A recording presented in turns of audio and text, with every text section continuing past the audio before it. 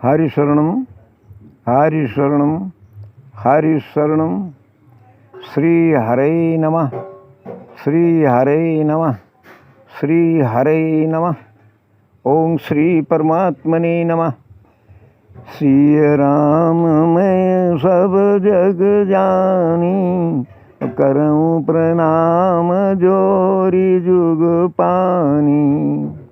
मैं श्री सीताराम जी को सर्वगत समझते हुए, सभी के अंदर बैठे हुए और उन्हीं के रूप में सबको देखते हुए मैं सभी को प्रणाम करता हूँ।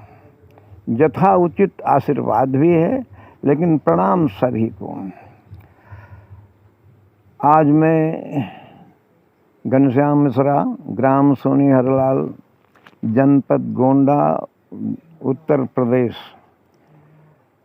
कुछ बातें मुख्य जो सुंदरकांड, राम कथा में सुंदरकांड और थोड़ा बाल कांड को मिलाकर कहूँगा, जिसमें आपको कुछ और नई बातें मिलेंगी। देखिए, हनुमान जी एक संत हैं और सीता जी शांति हैं और लंका संसार है। तो इस लंका रूपी संसार में सीता रूपी शांति की खोज केवल संत रूपी हनुमान ही कर सकता है और कोई दूसरा नहीं। और जब कोई संत भक्ति की या शांति की खोज में जाता है तो वहाँ अनेक बाधाएं आती हैं, बड़ी बाधाएं आती हैं। देखो, एक तो बाधा स्त्री है, स्त्री माने माया, और वहाँ तीन स्त्रियाँ आ जाती हैं। एक सतोगुणी जो सुरसा के नाम से प्रसिद्ध है, और एक रजोगुणी जो सिंहिका के नाम से प्रसिद्ध है, और एक तमोगुणी जो लंकिनी के नाम से प्रसिद्ध। तीनों स्त्रियां हैं और हनुमान रूपी संत के लिए बाधा ही तो हैं। हनुमान जी किसी सीता जी का चोरी हो गया है, हरण हो गया है, तो उस चोर का पता लगाने के लिए हनुमान जी इस संसार रूपी सागर की यात्रा करके और वहाँ गए। तो सबसे बड़ा चोर तो हमारे श्री राम जी ही हैं, क्योंकि बैठे हुए श्री राम जी राजत राज समाज महाकौशल राज किशोर और सुंदर श्यामल गौर तन विश्व विलोचन चोर। विश्व को चुराने वाले राम जनकपुर में उस सभा में बैठे हुए, उनकी शोभा उस प्रकार से हो रही है कि उनको लोग देखते हैं और अपने आँखों में उनको ला करके बसा लेते हैं। इन्हीं सबके आँखों को राम ने चुरा लिया, सबकी आँखों में राम बस गए। तो संसार में सबसे बड़ा चोर कौन हुआ? श्री राम जी। ये भाव कथा है, हम उनको चोर कैसे कहेंगे, लेकिन ये भाव कथा है। तो संसार का सबसे बड़ा चोर राम, और द्वापर में कृष्ण, जो अपने घर में ही चोरी करता है और फिर तर्क सफाई दे करके बिल्कुल पाक साफ निकल जाता है कि मैंने चोरी नहीं की। अंत में यशोदा मैया को कहना पड़ा कि बेटा तू नहीं माखन खायो। अंत में विवश हो करके रंगे हाथ पकड़े गए, फिर भी माता ने अपनी हार स्वीकार कर ली और कहा बेटा तू नहीं माखन खायो। ऐसे श्री राम जी जब राज समाज में बैठे हुए हैं, जनकपुर की सभा लगी हुई है और वहाँ लोगों ने उनका दर्शन किया, तो सारे जितने दर्शन करने वाले थे, इन्हीं तुलसी ने लिखी विश्व विलोचन चोर। और देखिए उनको चुराने वाला कौन है? उनको चुराने वाले हैं राम ही चितई रहे थकी लोचन, रूप अपार मार मद मोचन। परशुराम जी भी उनकी चोरी कर लेते हैं, उनको देखते हैं तो उनके नेत्र बिल्कुल स्तंभित हो जाते हैं और देखते रह जाते हैं, पलक नीचे गिरती नहीं है। और कौन चुराने वाला है? आज कोई शत्रु ऐसा है कि जो अपने शत्रु का बखान करे, ऐसा कोई शत्रु नहीं होगा। शत्रु का शत्रु मित्र होता है।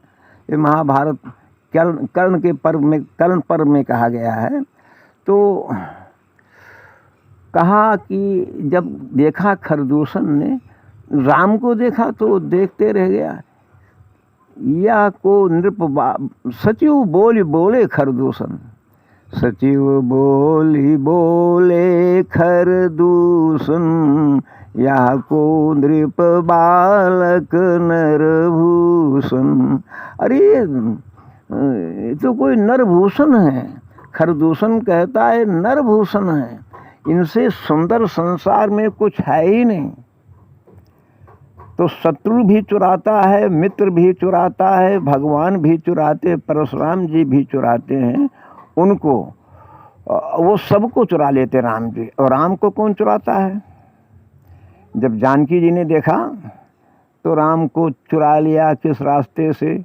लोचन मग राम ही उर आनी, दीने पलक कपाट सयानी। नेत्रों के रास्ते से राम को अपने अंदर चुरा कर बैठा करके दरवाजा रूपी जो पलक है, इसको दरवाजा कहते हैं, इसको बंद कर लिया कि तुम बाहर मत निकलो। तो संसार को चुराया राम ने, और राम को चुराया सीता ने, और सीता को चुराया रावण ने। एक वो कुछ हमने पढ़ा था पहले कि पॉजिटिव डिग्री और कोई डिग्री बीच में, फिर सुपरलेटिव डिग्री का चोर है वो रावण। यानी उसने सबको चुरा लिया। राम तो संसार को चुराए, और राम को चुराने वाली सीता, और सीता को चुराने वाला रावण। अब इस चोर की खोज में कोई संत जा रहा है। अब चोर की बात तो आप लोग समझ गए हैं कि सबसे बड़ा चोर कौन इसमें है। तो अब रास्ते में सबसे पहले एक सतोगुणी माया मिल गई। तो नाम है सुरसा। सुरसा है कामना। कामना कभी समाप्त नहीं होती है, उसके मुंह बड़े होते जाते हैं, फैलती जाती है। देखा हनुमान जी की ये तो हमको खाने के लिए आई है, तो सुरसा नाम अहिन कै माता, ओ पठिन आई कही तेई बाता। वो सर्प माता सुरसा, काज सुरन मोहि दीन आहारा, सुनत बचन का पवन कुमारा। आज देवताओं ने हमें आहार दिया है। अब देवताओं के काम के लिए ही तो हनुमान जी जा रहे हैं, और देवताओं ने हनुमान जी को आहार दे दिया। तो हनुमान जी कहा ठीक है मेरा आहार करो, लेकिन हमने जो संकल्प ले लिया है उस संकल्प के बाद, कौन सा संकल्प है कि राम काज करी फिरी मैं आऊं, और सीता के सुधि प्रभु सुनाऊं। राम का काम हो जाएगा, सीता जी का समाचार हमारे स्वामी को मिल जाएगा। तो तब बदन पैठी हूँ आई, और सत्य कहाऊँ मोहि जान दे माई। हे माई, मैं सत्य कहता हूँ, झूठ नहीं बोलता हूँ। अगर आप देवताओं के द्वारा भेजी गई हैं तो अवश्य आऊँगा, मुझे खा लेना। लेकिन वो परीक्षा है ना, वो स्त्री है, स्त्री का हठ। तो कौन जतन दे नहीं जाना, ग्रससी न मोहि कहु हनुमाना। किसी भी प्रकार से वो उनको जाने नहीं देती है। हनुमान जी ने कहा माता में रोको मत। तो अब वो मुंह फैलाकर खड़ी हो गई। मुंह फैलाने का अर्थ ये है कामना। कामना का मुंह इतना विशाल होता है कि ये शतयोजन भी बेकार है, 400 कोस भी बेकार हो जाएगा। कामना कभी पूरी होती नहीं। तो जब उसने 16 योजन यानी 64 कोस सोरा जो जन मुख तेहि ठयऊ, और तुरत पवन सुत 32 भय। हनुमान जी दूने हो गए। जस जस सुर सा बदन बढ़ावा, और तासु दून कपि रूप देखावा। जैसा जैसा हनुमान जी अपने सुरसा बदन को बढ़ाती है, यानी कामना बढ़ती जाती, वैसे वैसे हनुमान जी भी कामना के रूप में बढ़ते जाते हैं। तो सत जो जन तेहि आनन कीन्हा, अति लघु रूप पवन सुत लीन्हा। फिर हनुमान जी को याद आ गया कि ये जो लड़ाई है कामना की, ये चलती रहेगी, कभी समाप्त होगी नहीं, तो मैं अपने काम में तो असफल हो जाऊंगा, क्योंकि कामना तो हमेशा बढ़ती रहती है, ये छोटी होगी नहीं।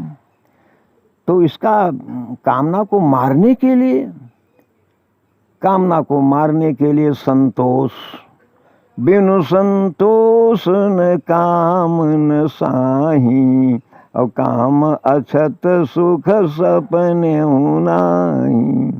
बिना संतोष के कामना मर नहीं सकती है, तो हमें तो यहाँ संतोष रूपी तलवार को उठाना पड़ेगा।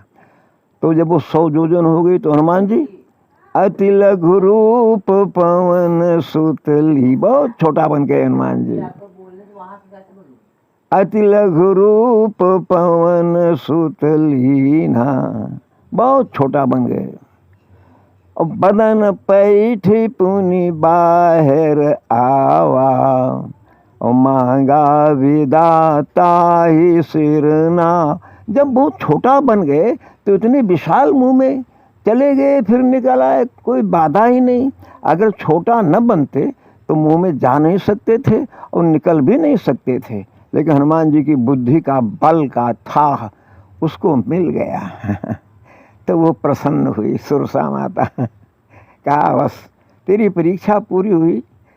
हनुमान जी राम काज सब करी हो, तुम बल बुद्धि निधान, आशीष दे गई सो हरस चलो हनुमान। तुम राम के काम में सफल होगे, मेरा आशीर्वाद है। आज तेरी परीक्षा पूरी हुई, अब आगे बढ़ो। अब देखिए, राम काज सब करी हो तुम। हम जब राम राम कहते हैं और राम का कोई काम नहीं करते, राम के मर्यादा का अनुकरण नहीं करते, तो हमारा राम कहना बेकार हो जाता। केवल राम राम कहने से कुछ भी नहीं होगा जब उनका काम करेंगे। काम क्या? उनके मर्यादा का पालन करेंगे। जैसे एक नारी व्रत राम है, मर्यादा पुरुषोत्तम राम है, अपने पिता के आज्ञाकारी राम है, अपने भाई को पूरा राज देने को तैयार हैं कि हमारा भाई राज उसे मिल जाए, तो बहुत आनंद की बात है। इन मर्यादाओं का अगर हम पालन नहीं करेंगे तो केवल राम कहने से कुछ नहीं होगा, घंटी बजाने से कुछ भी नहीं होगा। हमें तो इन मर्यादाओं का पालन करना चाहिए। अब आगे बढ़े हनुमान जी, तो अब रजोगुणी रूपी स्त्री का दर्शन हुआ। रजोगुणी माने होता है ये संसार रजोगुण में है। अब संसार क्या है? ये कपट। कोई आगे बढ़ता है, किसी का वैभव, किसी का ऐश्वर्य बढ़ता है, तो लोग टांग पकड़ करके खींच लेते हैं, इसको गिरा दो, ये बढ़ने न पावे। अब उसका नाम है सिंहिका। तो अब वो समुद्र में रहती है सिंहिका, और जो उड़ते हैं, पशु पक्षी ऊपर जाते उड़ते हैं, उनको खींच लेती है। यानी उनको, उनके वैभव के, उनके उत्थान को वो नहीं देख सकती है, फिर उनको मार देती है। तो ये सिंहिका है, रजोगुणी है।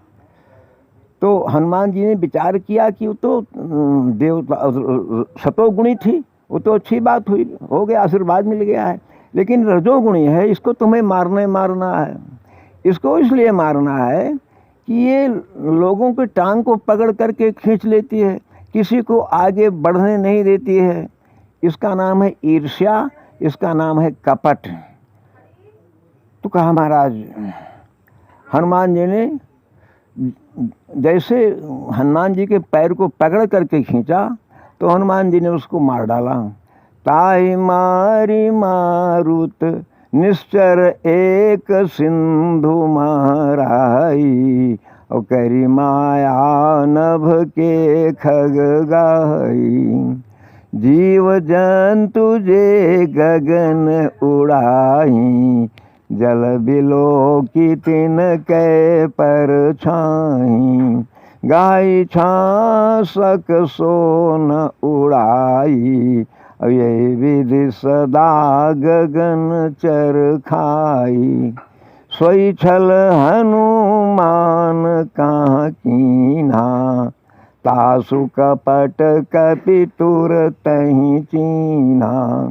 ताहि मारी मारुत सुत वीरा, वारिधि पार गयऊ मति धीरा। उसको हनुमान जी ने मार दिया, समाप्त कर दिया। क्यों? रजोगुणी माया है। अब आगे गए तमोगुणी माया। लंका साक्षात लंका ही है, और लंका का सिक्योरिटी गार्ड है। लंका में कोई चोर प्रवेश न करने पावे। उसको यही ड्यूटी दिया गया था कि तो लंका की रक्षा करना, कोई बाहरी आगंतुक यहाँ बिना हमारे आज्ञा के कोई प्रवेश न करने पावे। तो वो अपना पहरा लगा रही है। वो भी साथ में थी। जब रावण ने तपस्या किया था तो लंका भी मूर्तिमान स्त्री का रूप धारण करके, और वो भी साथ में ही बैठी थी।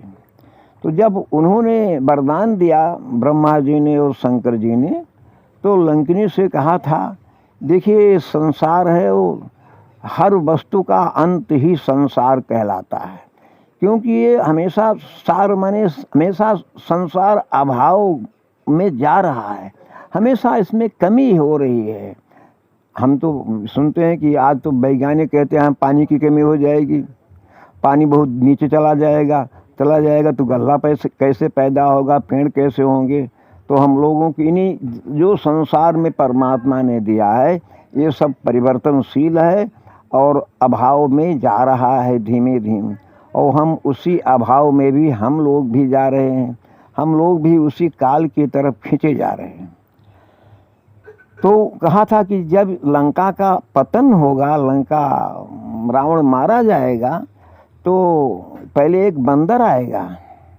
वो बंदर उस बंदर के एक मुष्टिक प्रहार से जब तुम बेहोश हो जाओगी और तुम्हारे उल्टी होगी खून की, तो समझ लेना कि अब लंका का अंत आ गया। तो रावण को सावधान कर देना। तो लंकिनी को ये मालूम था, स्मृति थी कि हाँ, तो वो भी वरदान पाकर आ गई। हनुमान जी पहुँचे तो कहा, अरे मूर्ख बंदर, तू कहाँ जा रहा है? मोर आहार जहाँ लगी चोरा, मैं चोरों को पकड़ने के लिए यहाँ बैठी हूँ। यहाँ कोई भी चोर प्रवेश नहीं कर सकता है। तो हनुमान जी ने कहा, अगर तू सत्य कहती है तो सबसे पहले जो बड़ा चोर तुम्हारे यहाँ बैठा राजा बना है उसको पकड़ ले। कहा, बड़ा चोर कौन है? कहा, रावण बड़ा चोर है। अरे राम को चुराया संसार ने, और राम को चुराया, राम संसार को, राम ने संसार को चुराया, और राम को चुराया सीता ने। और सीता को चुराने वाला रावण ये सुपरलेटिव डिग्री का चोर है। तो सबसे पहले उसको मार देना। मोर आहार जहाँ लगी चोरा, इतना कह करके हनुमान जी ने एक मुष्टिक मार दिया। तो उसके मुंह से खून की धारा निकली। तो वो फिर खड़ी होकर, संभल करके खड़ी हो गई। कहा, बस महाराज, पुनि संभारी उठी सोलंका, जोरी पानी करी विनय सशंका। डरी हुई कांप रही है। का जब रावण ही ब्रह्म वर दीना, और चलत विरंची कहा मोहि कीन्हा। तो बिकल हो सीते कपि के मारे, तब जाने से निश्चर संगारे। जब एक बंदर के मारने से तू व्याकुल हो जाएगी तब समझ लेना कि लंका का अंत आ गया है। तो हे तात मोर यति पुण्य बहुता, और देख्यो नयन राम कर दूता। आज तो मेरी बड़ी भाग्य है कि राम के दूत का दर्शन हुआ, राम के भक्त का दर्शन हुआ। राम का भक्त राम से बढ़कर है। क्यों? प्रभु तरु तर कपि डार पर, ते किए आप समान। तुलसी कहूँ न राम से, साहेब शील निधान। जब भगवान को वनवास हुआ होगा तो घास फूस बिछा करके सोते थे और बंदर लोग पेड़ पर सोते थे, तो उनको टट्टी पेशाब पेड़ से करते रहे होंगे और नीचे हमारे भगवान सो रहे हैं। कितने दयालु हैं, अपने सेवक को ऊपर कर दिया। प्रभु तरु तर, भगवान पेड़ के नीचे हैं और कपिडार पर उनको अपने से बड़ा कर दिया। तो तुलसी कहूँ न राम से, साहेब शील निधान। आप लोग भी एक चौपाई को हमेशा कहते रहोगे, सातों कांड का फल मिल जाएगा। कौन सी चौपाई है? गई बहोरी गरीब नेवाजू, सरल सबल साहिब रघुराजू। गरीब नेवाज हमारे भगवान राम, इनको भजन करो। तो जब ऐसे दयालु, ऐसे परमात्मा के दूत का दर्शन हुआ तो उसने कहा कि हनुमान जी, आज मेरा जन्म सफल हो गया है। तात स्वर्ग अपवर्ग सुख, धरी तुला एक अंग। तूलन ताई सकल मिली, जो सुख लव सत्संग।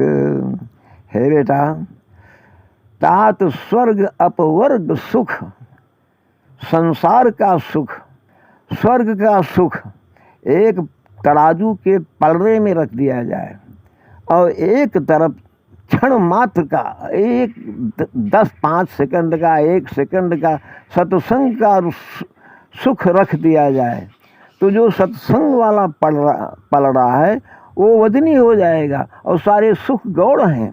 तात स्वर्ग अपवर्ग सुख, धरी तुलायक अंग। तुलन ताहि सकल मिली, ये सब कुछ मिल करके उसकी तुलना नहीं कर सकते हैं। जो सुख लव सत्संग, जो लव मात्र सत्संग से प्राप्त हो जाता है। तो प्रवेश नगर की जय सब, वहाँ भी आशीर्वाद मिला हनुमान जी को।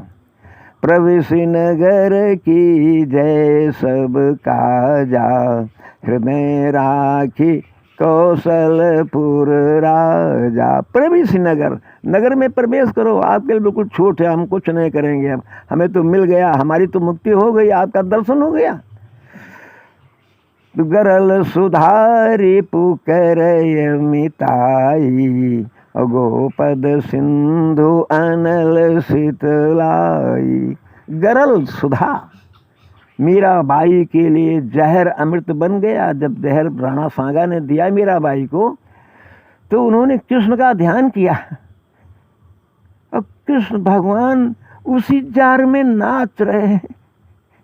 कहा मीराबाई, मैं तो आ गया हूँ, पहले ही से बैठा हूँ, तू मुझे पी जा, कुछ नहीं होगा। मीराबाई ने पी लिया उसको। तो गरल सुधा और रिपु करे मिताई, शत्रु मित्र हो जाता है भगवान की कृपा से। और गोपद सिंधु, समुद्र इतना महान है जो गौ के खुर में आ जाता, उसको पार करने के लिए कोई कठिन तो कुछ है ही नहीं।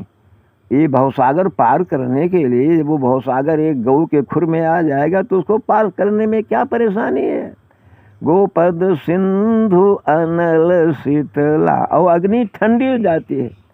जब वो ढूंढा राक्षसी जो अग्नि पर विजय प्राप्त किया था लेकर गरुड़ उनको प्रहलाद जी को महाराज बैठी तो वो तो ठंड लग गई उनको, प्रहलाद जी को जलकर भस्म हो गई। तो गरल सुधारी पुकर मिताई, गोपद सिंधु अनल शीतलाई। आज की कथा यहीं समाप्त हो रही है। मेरा सभी को प्रणाम है। बोलिए सियावर रामचंद्र की जय।